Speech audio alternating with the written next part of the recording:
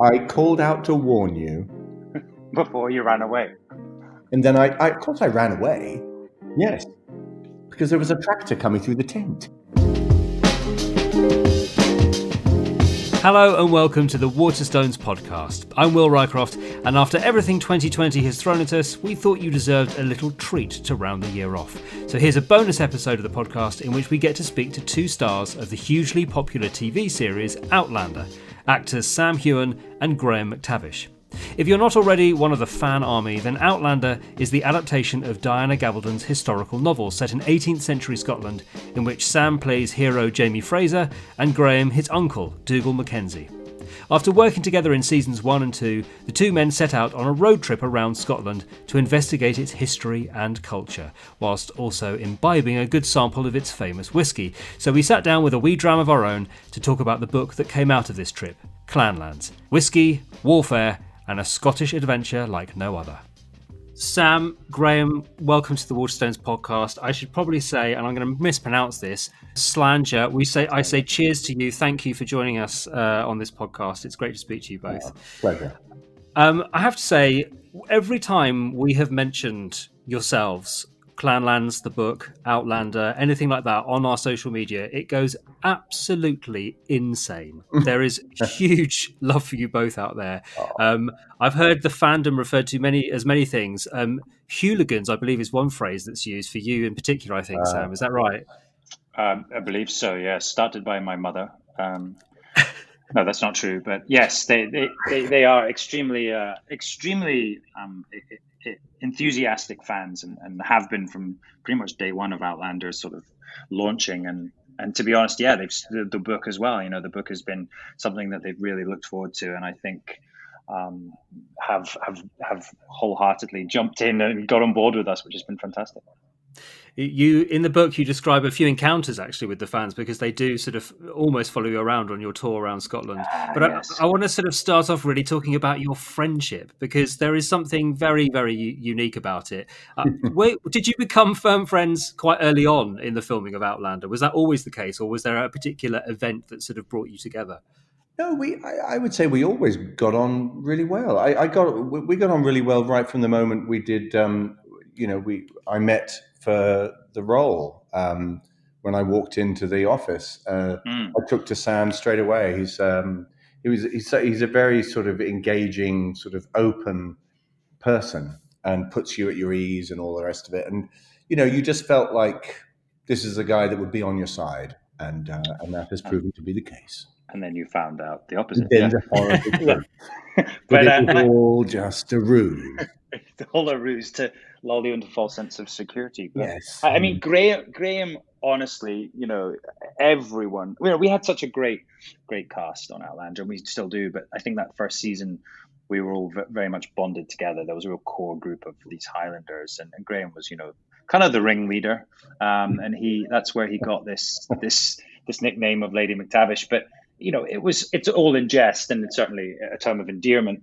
But it was great fun to see him on set. And I mean, we stayed in contact even when Graham left Outlander. And, I know that we would meet up in Los Angeles or wherever, and we'd have a beer and a good catch up and a good laugh. Well, you know yourself, Will, having trod the boards yourself many times, that when you have a good group of people, and especially a good group who make you laugh, it makes such a massive difference, not just to your experience of the job, but I really believe it makes a difference to how that job is seen by others, in terms of the audience. You can tell. You can tell, even if you're playing a villain and somebody else is playing a good guy or whatever, you kind of just know that they get on. And I think the opposite is true as well. You can actually watch something and say to yourself, these people didn't like each other much. and I really believe that. You can feel it. You can definitely feel it on stage, and I think you can feel it on TV as well. Don't you think it's something to do about, that the audience kind of want to be part of it? They want to be having fun with you. And I think that's definitely the book, and I think even if you read the book, you'll see it. It is obviously our friendship, but there are other characters in there that kind of make up this ensemble. And I think, again, down to our crew and everyone, just really had a good time, and I think that should hopefully come across in the book and the TV show as well. Yeah, absolutely. I think you'll both know that as an actor, when you come together with a company for whatever job, you have to form very close relationships with people very, very quickly, because it might be that on day one you're filming a love scene with somebody, and you have to be able to commit to that 100%. But then, of course, if you're doing a program for a long time, like Outlander, those relationships can become incredibly close, very enmeshed, and you're spending a lot of time with these people. So you have to kind of get on, don't you? And if you don't, it could cause real problems. I was just about to say it's also about, I think, without sort of getting too sort of weird about the whole process of acting, but it's about being vulnerable as an actor. You have to expose yourself, in some cases, like Sam's case, quite literally. But you do have to expose yourself very emotionally, and you're opening yourself up to criticism. Basically, people turning around saying, "Well, that wasn't very good, was it?" And you protect each other. I think in that group, you look after each other, and you want everybody to do well, and you want everybody to work well together, and that's what makes a good TV show and a good book and a good play. And then someone takes advantage, and you find yourself on a tandem bicycle. Yes, exactly. Being led astray. Yeah. I think, well, as through reading the book, I do get the sense, Sam, that obviously this was kind of your idea, your baby, and you were sort of producing this TV series that has become this book, and you do make Graham do all sorts of things, and I can see almost a little glint in your eye each time you try and put him in a different vehicle or sort of get him to do something else. But obviously, all done with a lot of fun. But you're traveling around Scotland, and it is about this sort of engaging with history. Of course, Outlander is very much about engaging with history, but I think there's a real difference between acting in a show which happens to be set in a particular period of history, but then what you actually do in this book, which is to look at what really happened, to travel to the sites. Did you found that it gave you a sort of an even better appreciation of the real history of that program in the book? Very much so. Very much so. I felt it was tremendously important, and it's the thing that's always interested me about any history, not just Scottish history, is actually going behind the sort of perceived view of something that happened in the past, and finding the multifaceted nature of history, and the way that clans, for instance, were completely enmeshed together. They were not these separate groups that only fought each other. Sometimes they intermarried, sometimes they fell out, sometimes they would form alliances, etc., and betray each other. It was really fascinating to meet some of the people as well, the clan chiefs that we encountered, who you couldn't make up. No. They were strangers than any fiction. And I think Outlander, gave us. I mean, Graham obviously has a great interest in Scottish history, and he had an idea for a TV show, many years ago. And I think it just sort of seemed fortuitous that we both had an idea, and it sort of came together. But I think Outlander, for me, I think, and for a great many viewers, the interest is in Scotland and in its history, and people wanted to know more about the Highlanders and the Highland way of life, and that's why I wanted to do something based on that. And I think, having access to all these sites and contacts, it was amazing. People were very open, weren't they, Graham? They were. We literally were welcomed in and shown, priceless artifacts, and just had great access to a large number of historic sites, or various clan seats of clans, or whatever. And it was amazing how people just opened up and really let us in. And as we said, some of the characters we met were really larger than life. And because we weren't prepared at all, we had no preparation other than a basic schedule, and our line producer had spoken to people in advance, but we'd never met them. So all of what's described in the book happens, as it happened. We would just turn up, and suddenly we'd be confronted by, Mons Bolin and his armored personnel carrier, and his terrifying friends, and beheading pits, Lady Cordell, Ewan Cameron. I mean, these were great characters, and they really did so much of the work for us. We just had to sit there and really listen to them. Yeah. I'm glad that you've mentioned Lady Cordell, because I think, especially for me as a former actor, that the idea of going to Cordell Castle is extraordinary to me. Yeah, it was great. Meeting her, but also you mentioned there about historical artifacts. Could you just tell the listeners that you got to sort of to touch and handle something that most actors would sort of give their eye teeth to be able to do? Sam, tell us a bit about that. Yes. Yeah. Well, Lady Cordell. I mean, obviously, the relationship there to Macbeth and to I mean, she's got a pretty, I guess, bad reputation from Macbeth, from Shakespeare. I think Macbeth actually it was a lot of fiction involved there. But we were so excited, and of course we were recounting my limited knowledge of Shakespeare on the way to Cordell Castle. But it was just this magnificent place, and she was such a character. She was so charismatic, so charming. I mean, she's a Campbell. She married into the Campbells, but she just had every sort of attribute that you kind of would imagine that they would have had. Very intelligent. She welcomed us in, and she showed us the castle, which was built on almost like something out of Game of Thrones. It was built on this legendary tree that was planted there, and she had all these sort of different ideas about the castle grounds. She has this great maze that's a recreation of the famous Greek maze with the Minotaur, and then obviously we went to this room, and there was this. Was it the second folio or first folio of Shakespeare's work? She was, because we were waiting. We arrived, and there was this enormous circular table, and it was the cameraman John said, "Is there anything that we could just put in the middle of the table just to sort of, break it up a little bit?" And she went, "Oh yes. Well, just that book over there, the leather-bound one." And we went over in this gigantic book, and I brought it, placed it there, and it looked wonderful. And I said to her very casually, what is that book, Lady Cordell?" And she said, "Oh, it's the second edition of Shakespeare's Folio." And I literally just gasped. And I just remember saying to her, "Can I touch it?" She said, "Oh, yes, help yourself." And opening this book, it was extraordinary. Oh, no, I think she just also I remember she had this tea. It was like homemade ginger tea. Yes. And kind of slightly strange, and she was very, dare I say, manipulative in that she got what she wanted. She was very charming about it, and she was, just wonderful, just a really, really open character. But there was just something about her. It just was like this. She is kind of, in a way, she is, the character from. Well, she was Macbeth. She was very, very elegantly and quietly in control of the entire thing.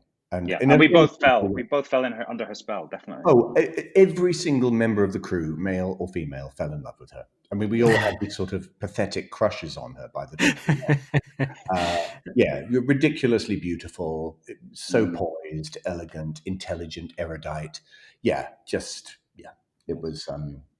It was a pretty good day at the office, wasn't it? It was. That day, let's be honest. It was. Yes. Well, maybe the start wasn't so good. We were driving in. I was driving the camper van, and somehow, for some reason, we found ourselves on the actual race course for the local marathon, and so we were driving along on the actual course with runners either side of us up to Cordell Castle. At which point, we tried to get to the main gate there. And it wasn't built. Yes, it wasn't built for a camper van. No, so we got stuck. No. We got stuck in this gate and couldn't back out because the runners were coming up to us, and then they were trying to get past. And of course, we ruined their times. We ruined their personal bests, and they were. I didn't realize that marathon runners could be so abusive. Actually. Oh yeah. They may be very slight and slim, but they're very just creative. They run on I don't know, insults. Yeah. Fury, just pure fury. Just rage at camper vans. Yeah, they're just hungry. I think that's what it is, really. I mean, for you, Graham, obviously you've been in many productions of Macbeth, and then I suppose to be able to hold in your hand that second folio, there is something about connecting with history that, in fact, runs throughout this book. Yeah, You often find yourselves in places where you're able to touch and hold these things, and I absolutely. wondered, did you feel that those things? I mean, they are all, again, using another Shakespearean reference, touchstones to Mm. history. Do Mm. they help you to connect better with that idea of what happened in the past? Absolutely. Yes, absolutely. I mean, right from the stones of a ruined castle to, Bonnie Prince Charlie's dueling pistols or a Yeah. sword found on the battlefield of Culloden, the folio that you mentioned, all of these things, looking at the sword, the broadsword that the gentle Lochiel used at Culloden, and the flag of the Mm, Camerons that was wrapped around a man who fled the battlefield. And there it was. And it really does bring all these things to life very, very vividly. And I think that's true of just the landscape of Scotland. That Mm, one of I say in the book, I think that it tells a story, and it really does. It's woven completely into the landscape, and mm. everywhere you turn, there's something to remind you of often a very tragic history in mm. Scotland, which only serves to fuel the wonderful romance attached to the country. But it's interesting that Scots, we are very still attached to our past, and it isn't actually that long ago. But it's interesting that we have this identity and this real attachment to what's gone before, and whether or not it's been romanticized or not. But it is interesting, that as Graham said, wherever you go, it's tangible. You can actually see the history that's gone before, and yeah, like, I guess that's what made our road trip so special, and what we would encourage people to do: go on their own one, because it's so easy in Scotland. You can Yeah, literally drive around the corner, and there's yet another castle. Oh my God, there's another one. yeah, I think it's really interesting what you were saying there, Graham, about the fact that the landscape does this thing to you. Which is, I remember this when I was driving through Scotland as a drama student and going up sort of into Scotland past Fort William, and there is something you hear the word like the Highlands, and it's not until I remember literally coming around a corner Mm, and going, oh, like the Highlands, like I understand where I am now. It was this incredibly dramatic landscape, and immediately you feel yourself going, yeah. I get it now. I understand what it must have been like 300, 400 years ago fighting mm, on a battlefield here. mm, But you can Mm, still have that distance, can't you, between yourself and history? But you both of you in the book, you start to think and even to sort of find out about your own families and where they might have been yeah, as part of these battles. Did that indeed. help you to make an even closer connection? Yeah, yeah, I loved all that. I loved finding out more and more about my family and really their journey, certainly on my father's side, from the Highlands to Edinburgh in the early 19th century. They came, and what that must have been like arriving in a city like Edinburgh when you grew up in a Gaelic speaking culture in the Highlands, and mm, how sort of much of an outsider these people must have felt when they arrived. mm, I found that really interesting, mm, and it was just to tie in slightly with what you were saying earlier. It's of course a very strong oral tradition, the Highland culture, because they were not literate. Certainly the ordinary man or woman wasn't literate in that sense. So stories were passed down simply by telling them to each other. And Mm, I think that provides a real immediacy to something that essentially that a story that your father heard from his grandfather, who heard it from his grandfather, his great grandfather's lips, is something that's could feel like it was just yesterday that it mm. happened, mm. even if it might have been 100, 200 years ago. And also, And I love that. I guess it is interesting to talk about the Highlanders and the Highlands, and look back then, they were, as you said, they were a different culture. They there wasn't much access to the Highlands, Right. and yeah, they spoke this different language. They had different customs, and I think the Lowland Scots and the English, they were probably very wary of these Highlanders, and of course they were very powerful too. And that's when obviously things changed when they started building all these roads and these forts to sort of dominate and to also have a gateway to the Highlands of Scotland. But it was pretty impenetrable because of the landscape as well. Yeah. Yeah. I mean, for you, Sam, obviously, I just thinking that portraying a character like Jamie Fraser, obviously there's a load of history that feeds into that, and then the scripts and the books that it draws from.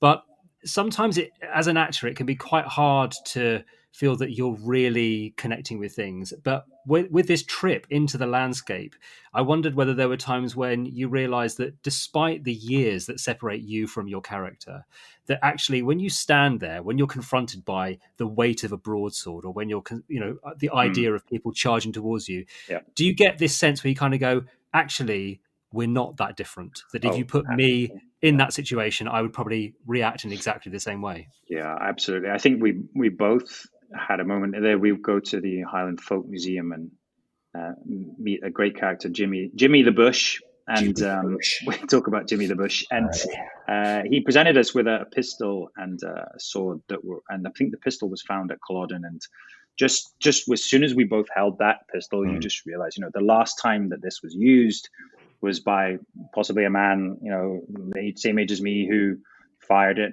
threw it away, and then ran to his death or his demise. And it really brings it to life. And I think there's just something about Culloden, and I think that we were both excited about it. And there's almost this ingrained sort of national, remembrance about Culloden. It's like all Scots kind of know about it. And I remember when we even shot that sequence, like last year, 2 years ago for Outlander, all the extras, all the crew, everyone was just we wanted to do service to that moment. It was such a sort of pivotal moment in British and Scottish history. And it just, I don't know, there's something about it, very evocative. And you just realize, what a great number of lives were lost here, great turning point in Scottish history. And yeah, I think we just it's a very haunted place. You feel it. You feel the weight of what went on there, because it's such a wonderfully preserved battlefield. You really don't have to work very hard to completely imagine what it was like to be there on this bleak, windswept moor. We were there. It was raining. There was wind. The only thing that was missing was the fog that they had on the day. And how horrific it would have been. Starving, cold, wet, and then being asked to simply race into the jaws of the British Army, who were waiting with, I think, 8,000 muskets and however many cannons. Just incredible. It really was a sort of the end of that ancient, also the Highland Charge, this ancient tactic and warfare that had been so successful. And really, it was about this sort of old way of life now coming up against like the new modern army, like the new modern way of doing things. And it really is a turning point. And yeah, it was very evocative there, wasn't it? And they actually, at Culloden at the moment, they obviously have this great visitor center, but to be honest, on the battlefield, all there is sort of the two lines are marked out by flags. And it just does it for you. You can sort of see the British line, you can see the Scottish line, the Jacobites. It really conjures up that sort of moment in time. There is another phrase in the book, and after my terrible pronunciation earlier, I'm scared to give this one a go, but the phrase translates as belonging to Scotland. It's Alba and Dwalcas, yeah. So I just wonder, because we've been talking there about sort of the connection to history, but obviously, Graham, you now live in New Zealand. Sam, you're a modern guy. You've been filming in the States and, lived in London. But this idea of belonging to Scotland seems to me to be really particular. And I wondered whether you could both tell us a little bit about what that really means to you. Graham, I'll ask you first. In what ways do you feel that connection to Scottish culture and history? Yeah, I feel I've felt it whenever I've been in Scotland. It's somewhat difficult to actually put into words, because it's very much a feeling that even when I used to get off the train at Queen Street Station or at Central Station in Glasgow, you could feel this sort of hum coming from the ground around you of just the people that you feel connected to. And one of the things that I always found whenever I was in Scotland, I never laughed as much as when I was in Scotland. Laughter. I think it's partly just the dreich weather, the sort of the endless nights of the winter and all the rest of it, that just engenders a really great sense of humor. And so laughter is such a huge part of the Scottish experience.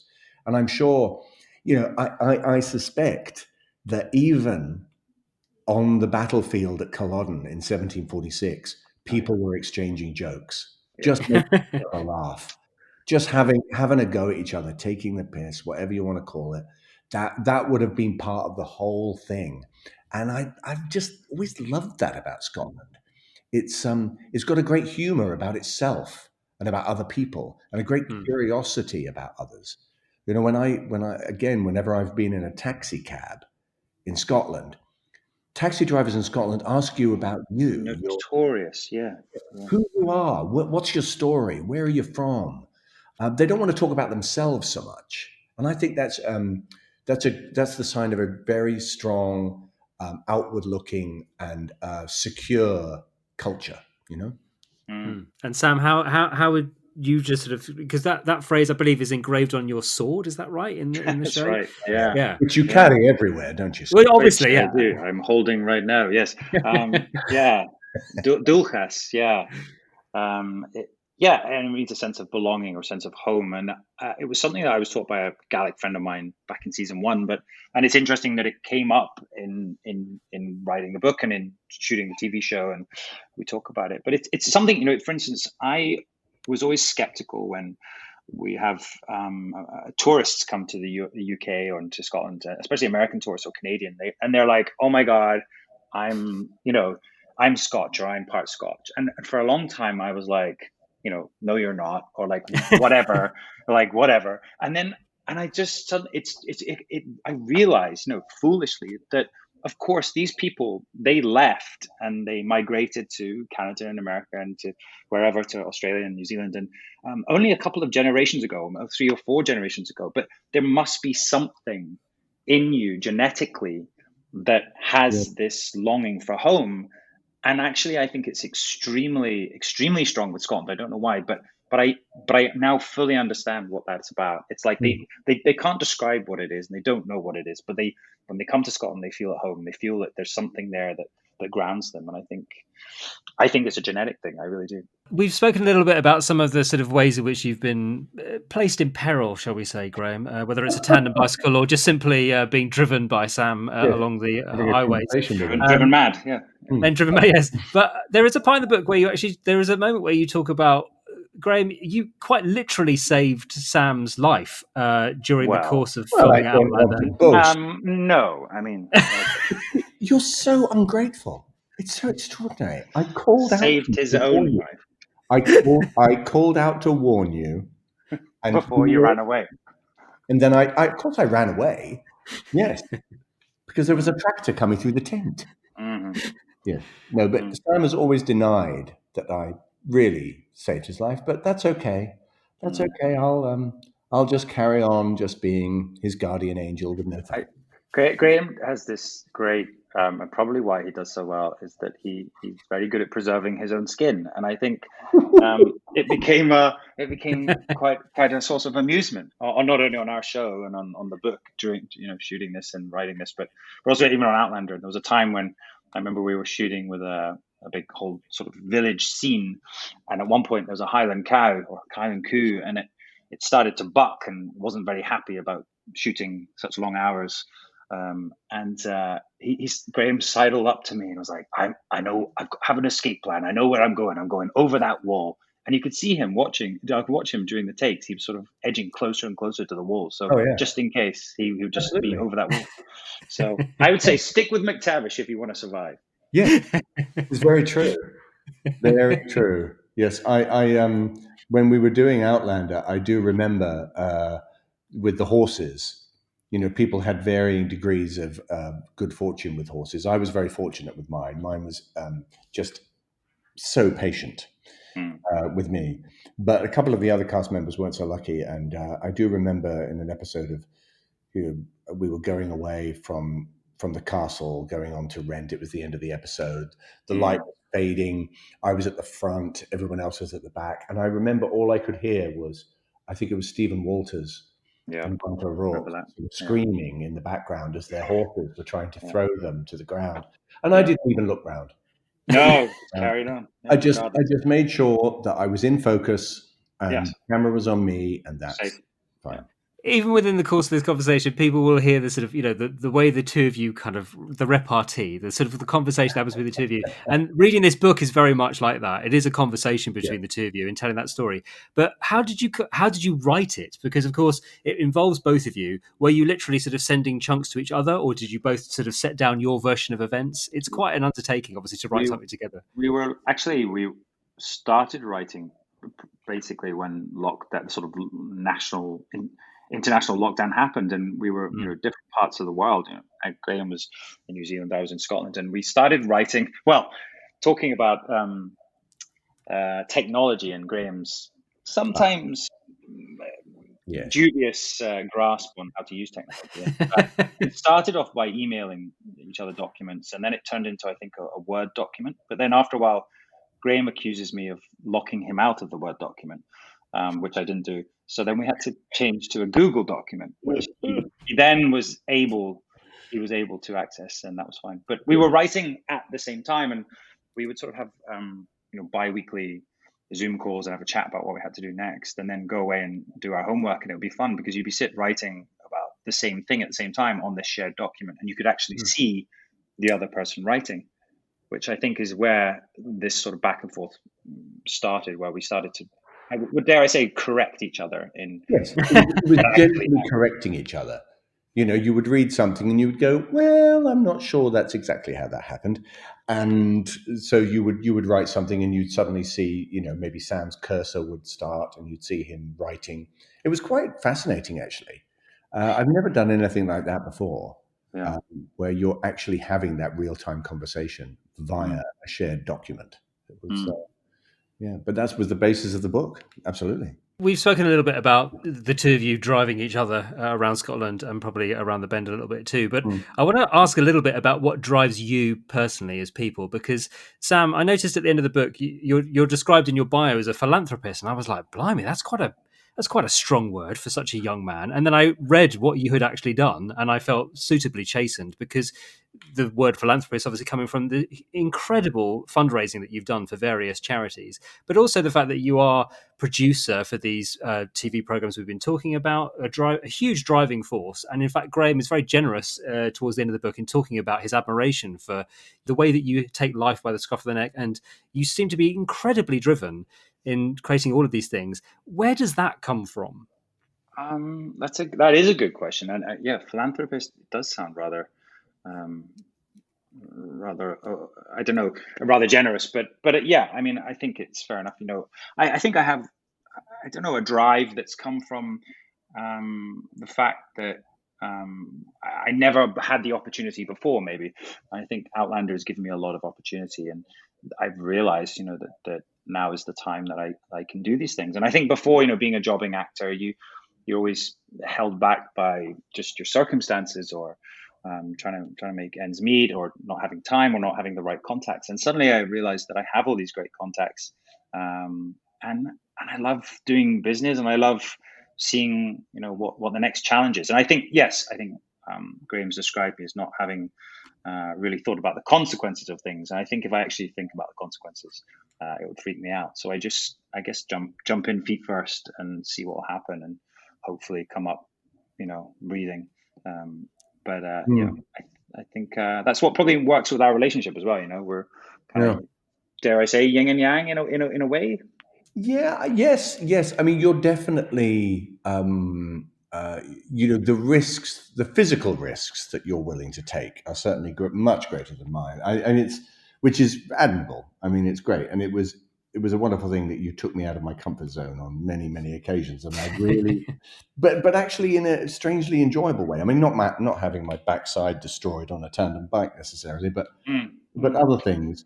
But I also think that actors by sort of nature are all a bit like that. You benefit a great deal as actors by not really knowing what's coming, and so you just throw yourself into things. And And I've certainly found that in my life, that an actual lack of preparation sometimes is a real advantage. That you, Yeah. But you I think also you're always waiting for someone else to make a decision for you, to tell you what you can and can't do. As an actor, you've got this job or you haven't, or you're auditioning for something, and it just feels like actually taking control of your career and your destiny, that sort of thing. It's so rewarding, and I think I enjoy all these sort of other endeavors, and I think they all feed back into each other. I think I remember I was working on Outlander whilst shooting this Clanlands first part of Men in Kilts, and I remember it would give me energy going to do Clanlands, because it was something different and something to sort of throw myself into. And I think it all feeds back, isn't it? It's sort of creativity is also energy, and keeps you going. it is great to have that feeling of being in charge of your own destiny as well. Yeah. Because as you rightly say, so much of an actor's life is spent waiting on other people to give you permission to do what you enjoy. And with this, I mean, I remember very early on, I think Sam and I standing together with a guest before we did something, and just both realizing what enormous fun this was, that we were in charge. It was like, hey, we didn't need to ask anybody. We're just going to do this, and we're going to ask this, and then we're going to go here. And that was rather wonderful, actually. And it's the same with the book, I think. It really is. I guess it's very personal, right? I mean, as it can be, and we, from the illustrations to the quotes to the bits of poetry or whatever. It's lovely to be able to craft something and create something, and it was a really fun process. Now, I have reached the stage where I've realised that the glass with which I said cheers at the beginning of this conversation needs a refill, which means I've probably taken up far too much of your time already, gentlemen. I mean, it's been a brilliant conversation, and it's fascinating to hear more about your relationship on the show, and also, obviously, in making this book. But it's just great to have a bit of time to talk to you about it today, so thank you so much. It's been an absolute Thank pleasure. You, yeah, really fun. Really good to chat. So that really is it now for the podcast in 2020. I hope that you've enjoyed the episodes this year, as we've tried to provide not just entertainment during lockdown, but also books that have helped us to deal with the difficulties that this year has placed in our paths. We hibernate for the winter now, but work has already begun on a new series for next year, which I'm really excited about. It's a new direction for the podcast, and I can't say too much about it now, but if you love books, and I think after all this time we know that you do, then I know you're going to really love what we're doing next. Merry Christmas, Happy New Year, and I'll see you in 2021.